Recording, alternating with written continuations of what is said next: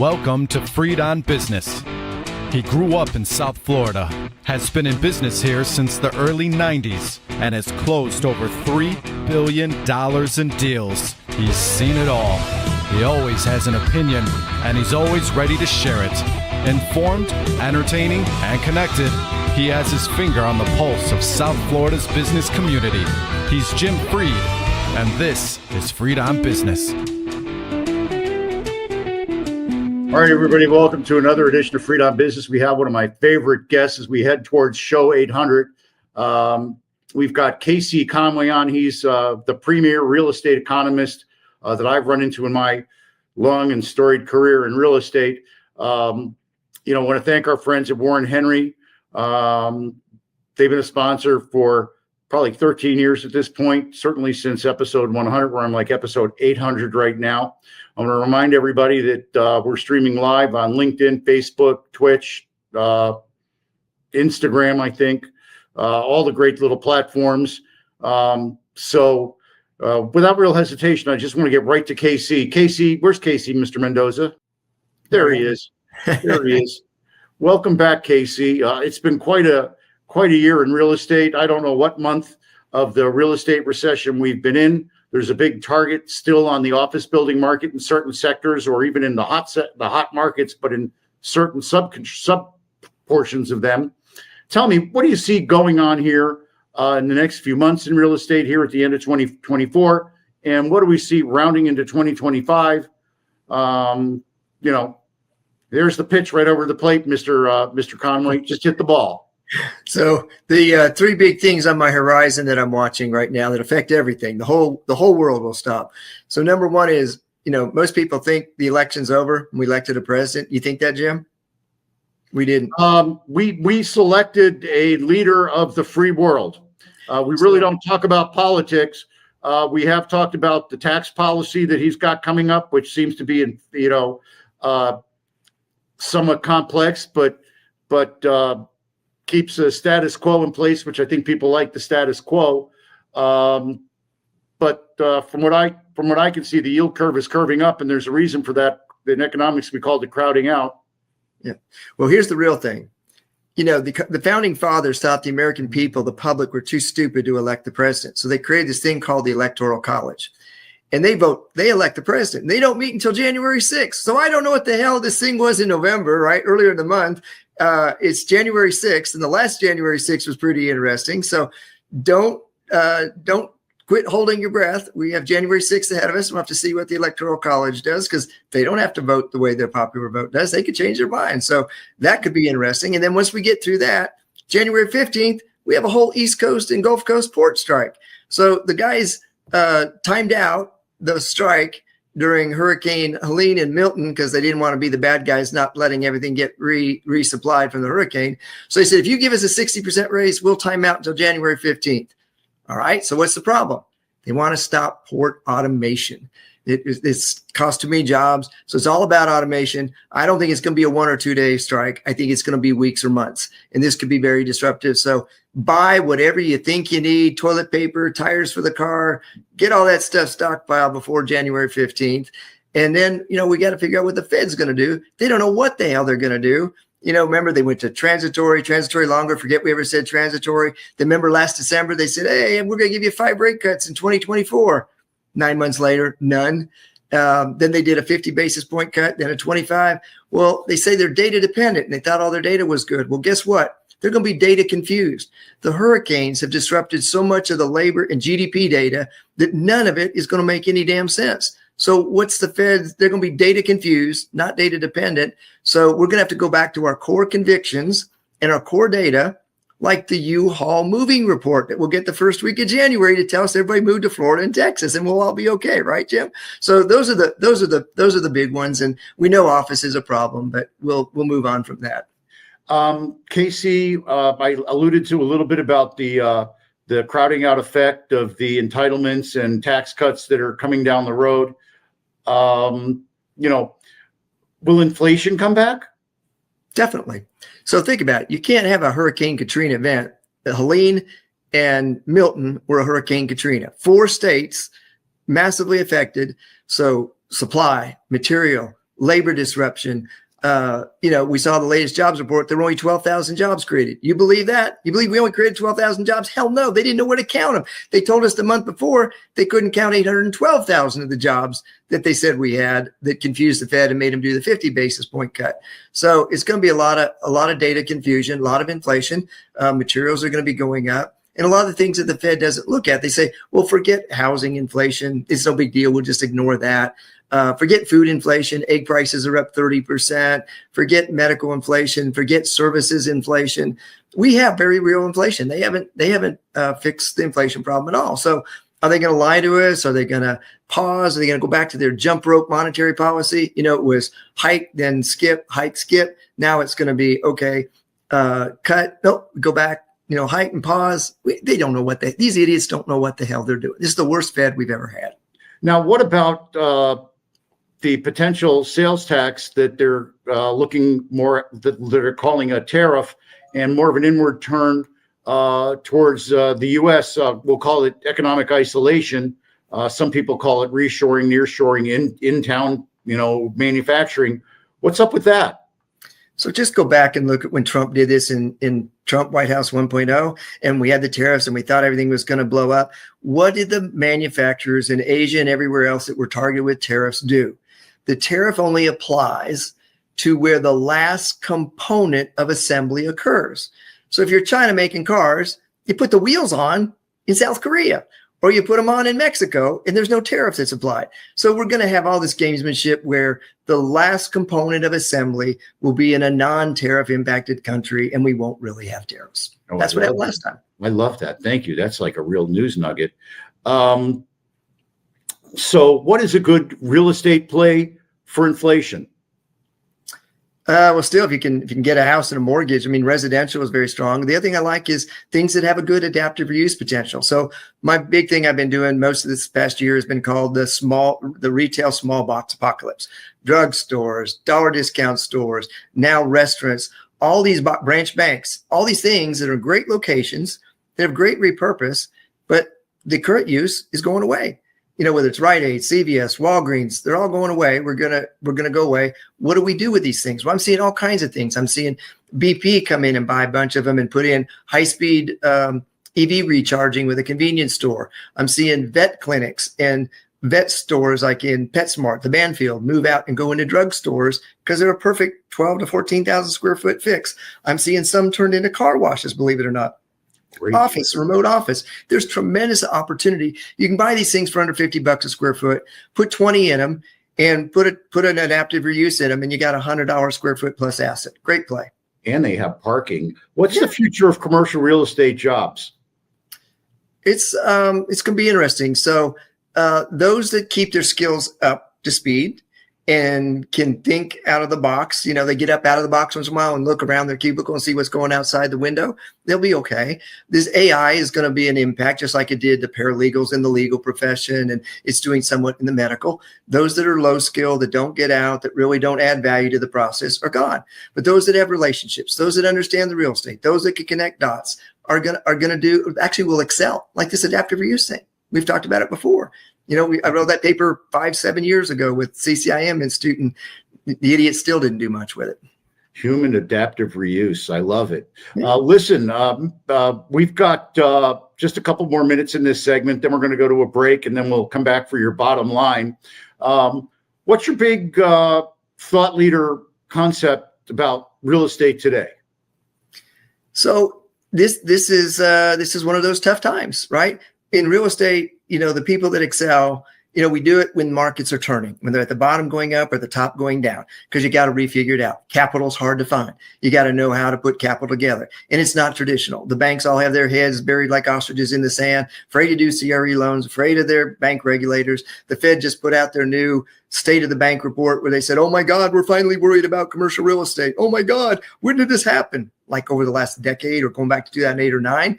So when you can put capital together, when you can find things, when you can figure out things like how do you get property insurance because of what's happened with our property insurance rates and the reinsurance market being turned upside down, there's lots of opportunities I do most of my work now in litigation. So I wait for all those idiots to charge $5,000 to do a fast and cheap appraisal. And then I charge $25,000 to go in and make them look embarrassed when we go to trial. So you just move up the food chain. That's tremendous. We're going to take a quick break. Then we're going to come back with KC Conway, real estate thought leader and economist, chairman of KCnomics. We'll be right back after this short break for the bottom line. Thanks for everything, Casey. Boy, that was the fastest 10 minutes in real estate. Mr. Mendoza, it's yours.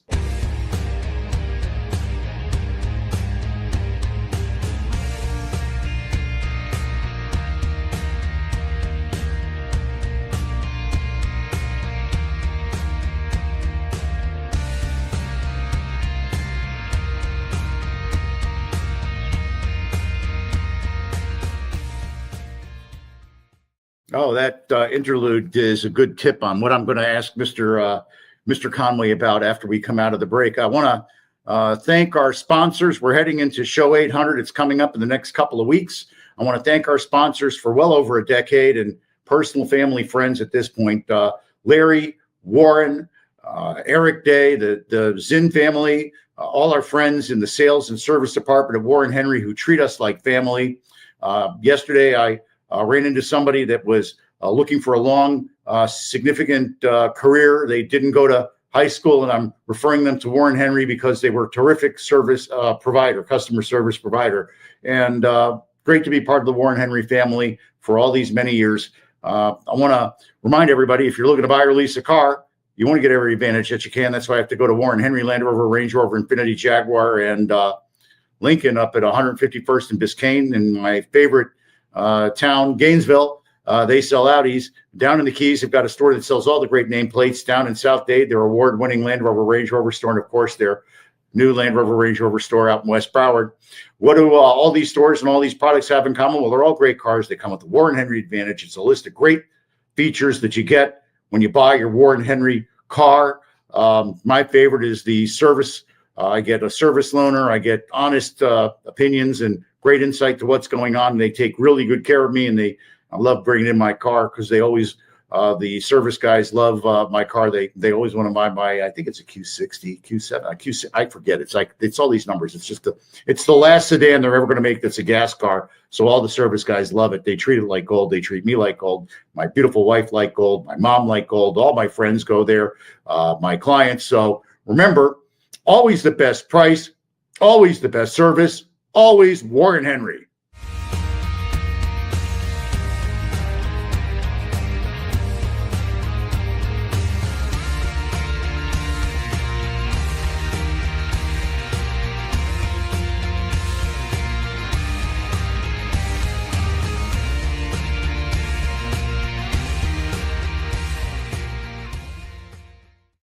All right, we're back with KC Conway, my favorite real estate visionary, economist, thought leader, and all-around good buddy.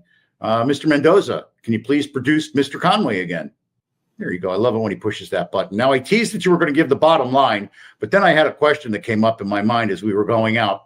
What do you think about there's two segments to the real estate multifamily market I want to talk about for just a second. There's all the stuff upstate, the build to rent, and the workforce apartment market seems to be softening in some places. And then I want to discuss the high-rise condo and high-rise apartment market here in South Florida, where they talk about affordable, but that's $500,000 to $750,000 per unit now. Yeah. Multifamily is going to be fine. The problem that we've got in multifamily is that all this stuff and these construction loans were underwritten 2 to 4 years ago at 4 cap rates, 4 to 6% rent growth. And now we've got 6 cap rates. We have 2%, if you're lucky, rent growth. And our expenses like property insurance and property taxes have gone up 30 to 40%. So your NOI isn't where it needs to be. The cap rate isn't where it's going to be. And guess what? To refinance out, you need either the Fed to allow the banks to kick it down the road, underwrite to pro forma rents down the road sometime, or you need a boatload of equity in the deal. We need that housing. We need more. The permits have been cut way down. We're a year away from the overbuilding story being gone and out of there, but we've got a capital gap. So Jim, where's the solution on the capital gap? That people got to pull their heads out of something. and figure out how you put the capital back in the asset. The office is a long slog, long tough road. Industrial's doing fine. Retail is a great story. I recently did an analysis in the Denver market, and I can only find one empty big box store in the entire market. All of the stuff's been repurposed, redone. But the small box now is where we're at. What do we do with the drugstores? What do we do with all of these smaller 10 to 15,000 square foot boxes and the opportunities? But retail's not a horrific story, but the banks are afraid of it. They don't understand what to do with it. And then you got, the other assets, land, the residential, build to rent or alternative affordable. I'm on the board of directors for a public REIT, UMH, where we do manufactured home communities. And we're just crushing it every quarter. It's the only place you can still get an under $200,000 home. We've developed with partners like Naveen in Florida. They've survived hurricanes going over them, just knocked down a few palm trees. They're an incredible story. We've got to figure this affordable housing situation out. We need to get, kind of the government out of the way. Federal government can't tell local government what to do. So local government NIMBYs don't want affordable. We got to figure out how to get across that bridge and get over it. But it's going to mean things that most people don't want. It means higher density. Is going to be one option. And then how do we use adaptive reuse to repurpose assets that are beyond their first life cycle, and maybe we can put their second life cycle to work in residential. I think that all kind of ties into more scattered city states, urban cores that are vertically integrated. That addresses the traffic concern of the higher density. And as far as the Miami condo market, I just think that the Latin American buyers coming back, it seems like they're buying buildings now that have smaller units that'll turn into short-term rentals. I call those hotels. And, that's what I see. What do you see, KC? So I asked that to my friend, the leprechaun nutcracker. So my son and I were getting him out over the holidays. So I thought for you that 2025 is going to be the Lucky Charms year. We're going to get all this stuff figured out. In the Chinese horoscope, it's the year of the snake. People are afraid of the snakes. Leprechaun, he's not afraid of snakes. He got them all out of Ireland. He's going to get all the snakes out of here. But the snake is actually a very strategic, smart thinker. And we need strategic, smart thinkers in 2025 to help us with this stuff. This is one of those times where those that have skills, those that can think and chew gum and walk backwards are going to do well and serve their clients. And so I encourage everybody, get outside of the office, go drive markets, go think about what isn't in this neighborhood that should be in this neighborhood that could maybe go in something that's empty. Get the hell out of the office and keep building those relationships. That's a tremendous bottom line. That's a great place to leave us. I want to, KC, a quick blurb. How do people find you, get a hold of you, reach out to you? Contact information's changed. Tell us where we can find you. Yeah, so my new company is KC Nomics LLC. So the initials KC Nomics, NOMICS LLC.com. Sometimes the email gets full or whatever. So my personal one, just for your audience, Jim, is that I've had for decades, I think, KCMAICRE@gmail.com. And my cell, I never answer the phone. Text me and then I'll call you, is 678-458-3477. Again, 678-458-3477. My millennial daughters have turned me into a millennial. I don't answer the phone. I text and do things electronically now. That's tremendous. Well, it's a time control thing. It's really wonderful. I want to thank you for being on the show with us, as always, with the pearls of wisdom. I really, really do appreciate it. You do look angelic with the light behind you. And do you have one more nutcracker that you want to show us? Sure. So this is the Santa Claus one with a bag of coal, and he's got a thing saying the naughty list. So if people will listen to you and your show and your advice, they won't be on Santa's naughty list, his naughty CRE list. So, and the last one I'll do is do not forget our military. So this is my U.S. Army nutcracker, and we would be screwed without our military and our first responders. So during this holiday season or during next year, if there's an opportunity to employ one, to help one get into a home or affordability situation, do not forget these guys. They make our world work. KC, that's just wonderful. I want to thank you so much for being on the show. You're a great regular. Please stick with us after the show. There's a couple things I want to run by you that we talked about earlier before the show. I want to remind everybody you can contact me, Jim Freed at Sandstone Realty Advisors. We help families execute their business plan. If it's strategic thinking you need, we've got it. I've got plenty of gray hair on both sides. I've seen it all multiple times, and I have the ability to get people on the phone with one phone call to help you solve your problems. So give me a call also to take care of your opportunities. There are opportunities out there. We know where to look for them. We're helping people execute them all day. We've closed a number of large transactions this year, and next year shaping up to be a great year as well. I want to remind everybody that if you missed something on today's episodes, you can always check out the replay link on any of my social feeds, LinkedIn, Facebook, Twitch, or Instagram. Look for @Jim Fried or @Fried on Business. I want to thank our sponsors, Warren Henry, Automotive, always the best price, always the best service, always Warren Henry. I want to thank our friends at the UF Bergstrom for Real Estate Studies. I'm sending students there all the time. I want to remind everybody to head over to @Jim Fried YouTube page, Apple Podcasts, Spotify, or anywhere you listen to your audio, and check out all of our past episodes. And I want to remind you that the person that wants to do something finds a way. The other finds an excuse. Now go out there and make it happen. God bless you, and God bless the United States of America. Mr. Mendoza, take it away.